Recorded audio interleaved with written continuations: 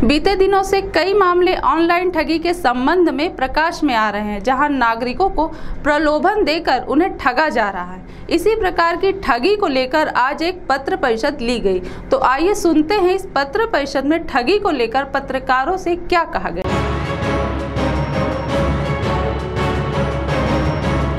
आजकल ऑनलाइन ठगी के अनेक मामले प्रकाश में आ रहे हैं और लगातार लोगों को ऑनलाइन ठगी से दूर रहने का आह्वान किया जा रहा है। और इसी प्रकार का एक मामला और प्रकाश में आया और इस संदर्भ में आज एक पत्र परिषद ली गई। इस पत्र परिषद में घुघुस के कुछ निवासी मौजूद थे, साथ ही बीआरएस पार्टी के भूषण फूसे भी मौजूद थे।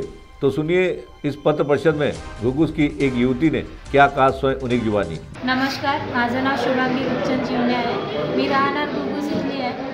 आता तुम्हाला सांगते सर, SCB नावाची कंपनी एक जे आहे ती ऑनलाईन नाही का फ्रॉड करून राहिली आहे।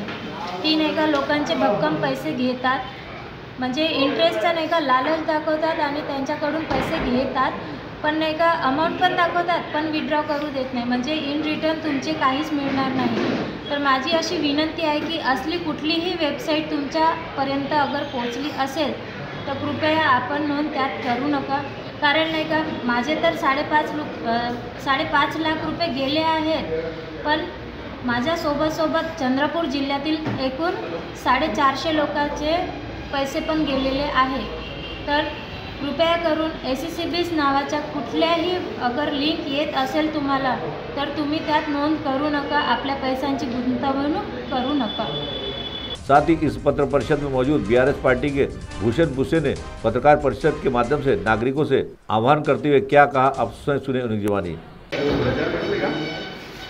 चंद्रपूर जिल्ह्यातील जवळजवळ 450 गुंतवणूकदारांची ऑनलाईन फ्रॉड झालेला आहे, सायबर फ्रॉड झालेला आहे। एक कंपनी आहे IBIS नावाची, ती कंपनी नसून व्हॉट्सॲपवरती त्यांनी एक लिंक पाठवली आणि त्या लिंकला क्लिक केल्यावरती इंस्टाग्राममध्ये तो पेज ओपन झाला, ज्याच्यामध्ये वर्क फ्रॉम होमचं ऑप्शन होतं।